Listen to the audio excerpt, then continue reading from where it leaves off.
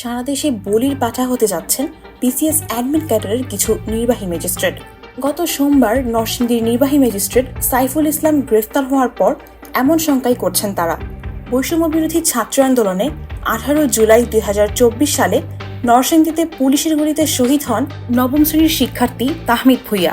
পুলিশকে গুলির নির্দেশ দেওয়ার দায়ে নরসিংদীর নির্বাহী ম্যাজিস্ট্রেট সাইফুল ইসলাম এবং অতিরিক্ত পুলিশ সুপার অনির্বাণ চৌধুরী ইতোমধ্যে গ্রেফতার হয়েছেন। প্রসিকিউশনের আবেদনের শুনানির পর সোমবার আন্তর্জাতিক অপরাধ ট্রাইব্যুনাল তাদেরকে কারাগারে পাঠানোর নির্দেশ দেন।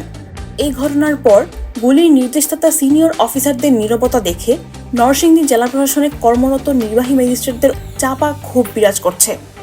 খোঁজ নিয়ে জানা যায়, গত 5 আগস্টের পর নরসিংদীর জেলা প্রশাসক ডক্টর বদিউল আলম পাভেলকে অন্যত্র বদলি করা হয়। তাহমিদ হত্যা, জেলা কারাগার ভাঙচুর ও লুটপাট, জেলা পরিষদ ভাঙচুর ও অগ্নিসংযোগ এবং লুটপাট সহ একাধিক হামলার সময় সরকারি সফরে ডক্টর বদিউল আলম ছিলেন নয়াদিল্লিতে। 14 জুলাই থেকে 20 জুলাই পর্যন্ত তিনি নয়াদিল্লির সফর শেষে 21 জুলাই সকালে তিনি নরসিংদী পৌঁছান। নরসিংদী পৌঁছার আগেই 20 জুলাই রাতে নরসিংদী পৌঁছান সেনা সদস্যরা। এ সময় জেলা প্রশাসকের দায়িত্বে ছিলেন মৌসুমী সরকার রাখি। 2023 সালের 16 ফেব্রুয়ারি তিনি নরসিংদীতে যোগদান করেন। সম্প্রতি তার অন্যত্র বদলির আদেশ হয়। নতুন কর্মস্থল পছন্দ না হওয়ায় তিনি এখানেই থেকে যাওয়ার চেষ্টা করছেন বলে একাধিক সূত্র থেকে জানা গেছে। ডিডিএলজির পাশাপাশি তিনি নরসিংদীর পৌরসভার প্রশাসক হিসেবেও দায়িত্ব পালন করছেন। রাখির জেলা প্রশাসকের দায়িত্ব থাকা সময়েই নরসিংদীতে যতসব নেককারজনক ঘটনা ঘটে, অথচ এই কর্মকর্তার যেন এখন আর কোনো দায়ী নেই। নরসিংদী জেলায় কর্মরত একাধিক নির্বাহী ম্যাজিস্ট্রেটের সাথে কথা বলে জানা গেছে, গত 18 জুলাই দুপুরে জেলা প্রশাসনের সকল নির্বাহী ম্যাজিস্ট্রেটদের রাখি নিজেই তার কক্ষে ডেকে পাঠান। ঘণ্টা ব্যাপী ধরে তারা তখন এই কক্ষে বসে টেলিভিশনে সারা দেশের খবর দেখছিলেন। বেলা 3:15টার দিকে কোটা সংস্কারের দাবিতে আন্দোলনরত শিক্ষার্থীরা শহরের ভেলানগর এলাকার জেলখানার মোড়ে জড়ো হয়। বিভিন্ন এলাকা থেকে দলে দলে নানা বয়সী শিক্ষার্থীরা তাদের সঙ্গে যোগ দেয়। শিক্ষার্থীদের স্লোগানে প্রকম্পিত হয় জেলখানার মোড় এলাকা। বেশ কিছু টায়ারে আগুন ধরিয়ে দেন তারা।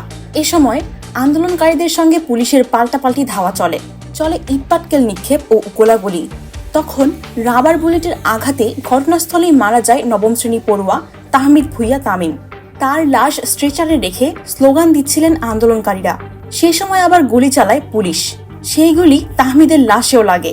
প্রায় 100 গজ দূরে দাঁড়িয়ে তাহমিদের বাবা রফিকুল ইসলাম ভুঁইয়া অসহায়ের মতো সে দৃশ্য দেখছিলেন। নিহত তাহমিদ নাসিমা কাদির মোল্লা হাই স্কুল অ্যান্ড হোমসের শিক্ষার্থী ছিল। দ্রুত ছাত্রদের মধ্যে এই খবর ছড়িয়ে পড়ে। তখন ভারপ্রাপ্ত জেলা প্রশাসক রাখি তাদেরকে ঘটনাস্থল পরিদর্শন করার নির্দেশ প্রদান করেন। ততক্ষণে আন্দোলন দ্রুত ছড়িয়ে পড়লে পিছু হটে পুলিশ। এরপর তারা জেলা প্রশাসন কার্যালয় থেকে বের হয়ে পুলিশ সুপার কার্যালয় পর্যন্ত এসে সামনে যেতে না পেরে দ্রুত আবার জেলা প্রশাসনে ফিরে যান। রাত 10:30টা পর্যন্ত চলে এই আন্দোলন। সে সময় ঢাকা সিলেট মহাসড়কে পুরোপুরি বন্ধ থাকে যানবাহন চলাচল। ততক্ষণে ম্যাজিস্ট্রেটের নির্দেশ ছাড়াই শত শত রাউন্ড গুলি, টিয়ারসেল ও রাবার বুলেট নিক্ষেপ করে ফেলে পুলিশ। রাতেই পুলিশ এমসিসিতে ম্যাজিস্ট্রেটের ফায়ারিং করার লিখিত নির্দেশনামা দিতে চাপ দেয় জেলা প্রশাসনকে। পরে জেলা প্রশাসক ও ঊর্ধ্বতন কর্মকর্তারা কিছু এমসিসিতে স্বাক্ষর দিতে জুনিয়রদের চাপ দেন, কিন্তু নির্দেশ অমান্য করে স্বাক্ষর দিতে অপারগতা প্রকাশ করেন জুনিয়র ম্যাজিস্ট্রেটরা। এদিকে জেলা প্রশাসনের উপর পুলিশের চাপ বাড়তে থাকে। নাম প্রকাশ না করার শর্তে একজন নির্বাহী ম্যাজিস্ট্রেট নিখাত খবরকে বলেন, 18 তারিখে কোনো এমসিসিতে ম্যাজিস্ট্রেটরা স্বাক্ষর করেননি। ঊর্ধ্বতন কর্তৃপক্ষের নির্দেশে এমসিসিতে শেষ পর্যন্ত 22 তারিখে 18 জুলাই তারিখের স্বাক্ষর করিয়ে নেয়।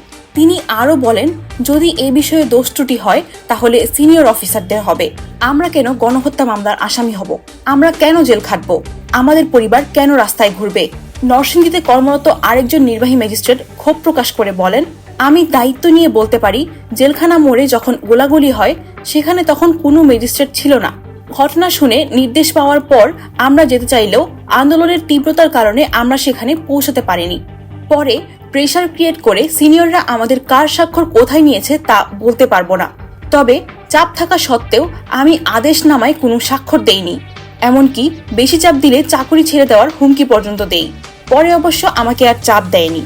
নরসিংদীর এক অতিরিক্ত জেলা ম্যাজিস্ট্রেট নাম প্রকাশ না করার শর্তে এই প্রতিবেদককে বলেন, ম্যাজিস্ট্রেট সাইফুল ইসলাম গ্রেফতার হওয়ার পর সারা দেশের জুনিয়র ম্যাজিস্ট্রেটদের মধ্যে চাপা ক্ষোভ বিরাজ করছে। ঘটনার সময় উপস্থিত না থেকেও এরকম জোর করে তার স্বাক্ষর নেয়, এখন তাকেই আসামি হয়ে জেলে যেতে হলো। যারা তখন জুনিয়রদের উপর জুলুম করেছে, আমি মনে করি সেই নির্দেশদাতাদেরও বিচার হওয়া উচিত। এ বিষয়ে নরসিংদীর সাবেক ভারপ্রাপ্ত জেলা প্রশাসক মৌসুমী সরকার রাখি নিখাত খবরকে বলেন, আপনি তো 14 তারিখ থেকে 21 তারিখ পর্যন্ত 20 তারিখ পর্যন্ত জেলা প্রশাসকের দায়িত্বে ছিলেন, তো এই যে 18 তারিখে যে জি না না আমি ওই প্রসঙ্গে আমি যাচ্ছি না, ওই প্রসঙ্গে আমি যাচ্ছি না। সে যাই হোক, সবকিছু রিলেটেড আমি আসলে এই প্রসঙ্গে আমি এখন আসলে কোনো ধরনের কোনো স্টেটমেন্ট। নরসিংদীর সাবেক জেলা প্রশাসক ডক্টর বদিউল আলম নিখাত খবরকে বলেন, 18 জুলাই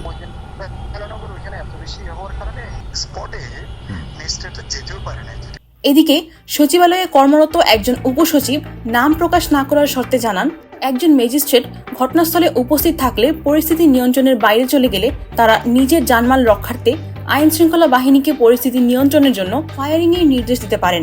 তারপরও তারা তা না দিয়ে প্রথমে তারা তাদের সিনিয়র অফিসারদেরকে বিষয়টি অবহিত করার চেষ্টা করেন। পরে তাদের দেওয়া নির্দেশ মতে ঘটনা পর্যবেক্ষণ করে রেগুলেশন 151, 155 পিআরবি মতে গুলির নির্দেশ প্রদান করেন। ঘটনাস্থলে উপস্থিত না থাকলে জুনিয়র অফিসারদের দিয়ে পরবর্তীতে কেন এই এমসিসিতে গুলি করার আদেশ লিখে নেওয়া হলো তা খতিয়ে দেখা প্রয়োজন বলে মনে করেন এই কর্মকর্তা।